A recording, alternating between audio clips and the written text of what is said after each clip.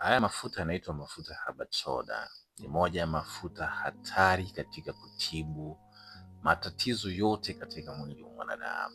Sasa matatizo gani hayo? Follow for more ili tujifunze zaidi. Kama una issue ya tatizo la figo, labda una mawe au una issue yoyote kwenye mfumo wa figo, tumia sana mafuta kwa kulamba asubuhi na jioni. Unakuwa unafanya mara kwa mara, sio kwamba eti nikupangie kwamba utumie kwa muda gani. Hapana, unakuwa unafanya kwa mara, miezi miwili mitatu, unakuwa unalamba. Hayana shida, japo kwa bei yake kidogo yako expensive. Na mafuta haya pia unaweza ukatumia pia katika kuongeza muonekano wa mwanadada, ukatumia kuchanganya na baadhi ya mafuta mengine, ukaona paka ngozi yako ikawa vizuri zaidi, kwa sababu ni mafuta ambayo yana virutubisho vingi vya kuweza kuweka ngozi ikae vizuri zaidi.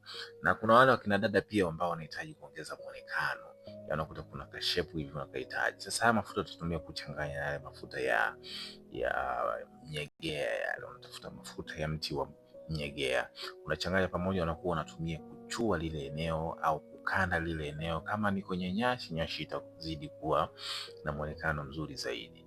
Na kuna wale ambao wakina mama ambao wana shida ya kunyonyesha, unakuta mama hapati maziwa, pendelea sana kulamba mafuta haya, itakusaidia wewe kupata maziwa kwa wingi zaidi.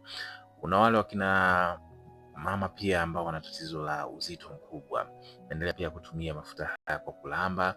Wakina mama pia wenye tatizo la vidonda vya tumbo, unatumia pia kulamba haya mafuta.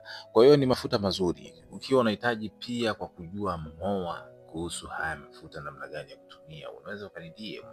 Kuna watu wana tatizo pia la allergy kwenye koo, mafuta mazuri sana kwa kuondoa hilo tatizo la allergy kwenye koo. Ama unaweza kukuta mtu ana malenda yale, unaweza kutumia mafuta haya kwa kulamba mara kwa mara na tatizo hilo litakuisha. Kwa wale watoto pia wenye vibarango kichwani, ni moja ya mafuta mazuri ambayo unaweza kutumia kumpaka mtoto wako kuondosha hilo tatizo.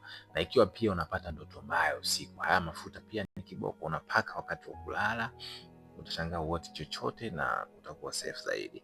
Na mafuta haya pia huondosha nuksi kiroho, huondosha nuksi. Kwa hiyo unatumia kwa kuoga, unadondoshea, unaweza ukaweka na chumvi ya mawe kidogo, au unaoga, mwili wako utakuwa uko vizuri kabisa na utakuwa wenye mvuto wa hali ya juu. Kwa kujua zaidi kuhusu mafuta haya, unaweza ukani DM hapo au uka comment hapo chini, tukaendelea kujifunza zaidi pamoja. Follow for more tips, tuendelee kujifunza.